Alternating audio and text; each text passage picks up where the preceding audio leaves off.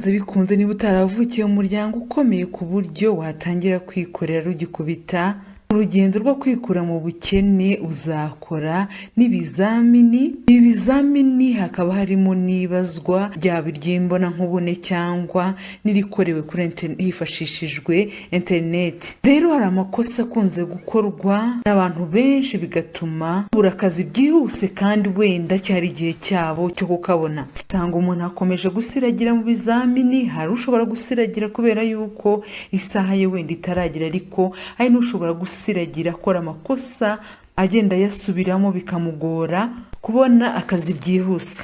Rero niba uri mu rugendo rwo gushakisha akazi ukaba wujuje ibindi byangombwa bisabwa kugira ngo uhabwe akazi, iki ni cyo gihe kugira ngo umenye amakosa ugomba kwirinda yatuma ubura akazi igihe ugiye gukora interview. Muri iyi nkuru nkaba nabateguriye amakosa ageze kuri 15 akunze kugaragara ku bantu benshi. Nongeye ko ikaze mwese bahisemo gukurikira Kibeninka TV, muhawe ikaze bamikazi. Nitwa Diane, nashinze Kibeninka TV kugira ngo umunyarwandakazi ariho hose agire amakuru ahagije ku bijyanye n'imibanire, ubukungu ndetse no kwitaho. Niba utarakana kuri subscribe, reka mushishikarize kubikora aka kanya kugira ngo utacikwa na kimwe mu byiza duhora tubashyikiriza. Munyemerere nyuma y'akananga gatoya tugaruke twinjira mu nkuru yacu mu buryo bwimbitse. Nimucikwe.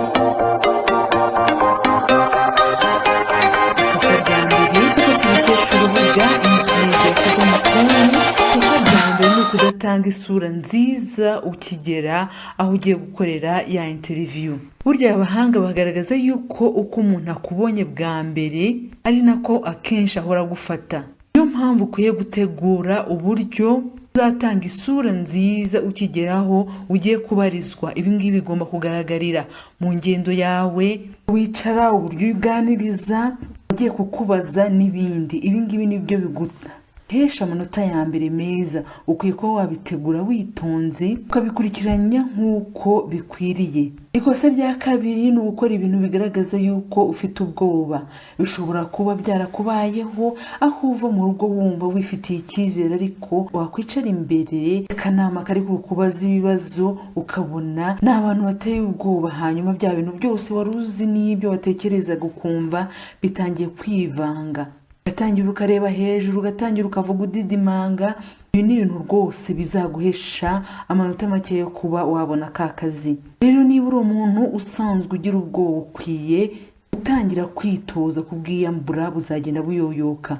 Ikosa rya gatatu ni ukutazirikana ko ikiganiro ugiye gukora ari ikiganiro kiri seriye, aho ugomba gukora uko ushoboye kose kugira ngo abatanga akazi bakumenye kandi ubereke yuko ushoboye akazi bakwitezeho, ku buryo byanze bikunze babona yuko ikigo cyabo cyabona inyungu binyuze mu kuba baguha akazi. Rero itegure bihagije, wumve yuko ibintu ugiyemo ari ibintu bitoroshye, ariko ari n'ibintu bidakwiye kugutera ubwoba, ahubwo ugomba kwitegura bihagije ukagira amakuru y'ingenzi wibikaho azatuma utoranywa mu magana ya benshi. Ikosa rya kane ni ukudakora ubushakashatsi ku kigo ugiye kwakamo akazi, umukoresha uyobora aho hantu cyangwa imiterere y'akazi ushaka.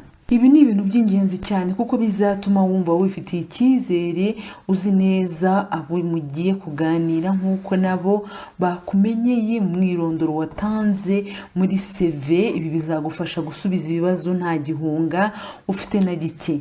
Ikosa rya gatanu ni ukwinjira uhekenye utuntu mu gihe uri muri interview.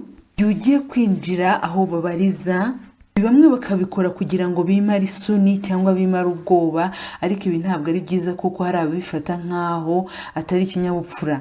Ikosa rya 8 ni ukuvuga nabi umukoresha wawe uheruka cyangwa kuvuga nabi aho uvuye niba hari ahandi wakoraga mbere yuko uzaho, nk'igihe bakubajije impamvu aho wakoreraga uhavuye. Nubwo waba ufite impamvu zifatika zibyemeza yuko umukoresha wawe koko yari mubi muri interview, ntabwo ariho hantu ho kubivugira. Impamvu nta yindi nuko bituma bakwishyiramo ko n'ubundi igihe uzabona ibitagenda uzahita utangira kubavuga nabi cyangwa ugahita uta akazi ukigendera. Ikosa rya 9 ni ukutubahiriza igihe. Kutubahiriza igihe ni kimwe mu bintu by'ingenzi cyane nibura ujya ugera aho ibazwa riza kubera mbere y'uko ritangira, kuko bigufasha gutuza mu mutwe bigatuma nta bwoba cyangwa igihunga winjirana. Ikosa rya 10 ni ugukoresha imvugo idatomoye cyangwa idasobanutse neza. Ahangaha bisaba yuko ugomba kuba umetriza indimi zigiye kubazwamo, yaba ari Icyongereza cyangwa Igifaransa, ukazivuga neza mu buryo bukwiriye, ari kugenda usobekanya amagambo cyangwa uvanga indimi cyangwa ukoresha ururimi rwo ku muhanda. Ikosa rya 11 ni ukwibagirwa kuzimya telefone yawe ikaba yasonera aho ngaho cyangwa kugenda uyifashe mu ntoki. Ugomba gushyira telefone yawe mu buryo bwa silence, kuko iramutse isakuje byatuma ugaragara ko urangara cyane n'ubusanzwe, ariko birashoboka ko nanone wakwibagirwa kubikora. Mu gihe bikubayeho, hagarika akanya gatoya gusubiza, hanyuma uyifunge cyangwa uyishyire muri silence, hanyuma wisegure kuba ari kukubaza, noneho ukomeze gusubiza. Ikosa rya 12 ni ukudaha agaciro imyambarire yawe. Burya imyambarire ni kimwe mu bintu by'ingenzi ukwiye kwitondera mu gihe ugiye gukora interview. Ukwiye gukora ibishoboka byose ukamenya ko wambara imyambaro ikwiriye akazi urimo gusaba. Irinde kwambara imyenda irangaza abantu cyangwa ibakurura nubwo wowe waba ari usanzwe wikundira. Kora uko ushoboye urimbe kandi use neza, kuko uko umuntu akubonye bwa mbere niko ahora gufata. Ikosa rya 13, irinde kunywa itabi n'inzoga mbere yuko ujya kubazwa. Abantu bamwe rwose bakunze kwiyahuza ibiyobyabwenge mbere yo kubazwa, bibwira yuko biri bubatera akanyabugabo, ariko iri ni ikosa rikomeye, ko niba abantu bakumvise iryo tabi cyangwa inzoga bari kukubaza, ni ibintu rwose bizatuma wiyima umugisha wo wabona ka kazi. Ikosa rya 14 ni ugusoza nabi. Muri interview nyinshi ababazwa bakunze guhabwa amahirwe yo kugira icyo bavuga.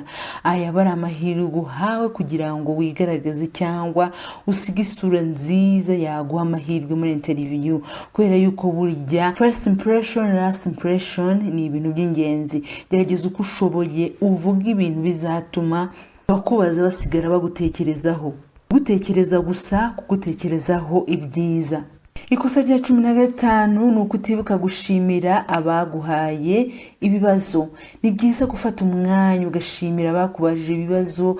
Kuva muri interview kirangira, ushobora gutangira ukabashimira mu kinyabupfura, ariko ukirinda kugaragaza inyota y'amafaranga mbere y'ibindi, ahubwo ukagomba kwibanda cyane ku buryo uzafasha aho ugiye kugera ku ntego zabo. Tugeze ku musozo nkuru yacu no munsi. Ni wakunze ibyo twakuganirije, nyaboneka kandi kuri like ndetse na subscribe kugira ngo utazacikwa n'ibindi by'ubutaha. Ikindi kandi wasangiza ubutumwa abagukurikira ku mbuga nkoranyambaga zitandukanye.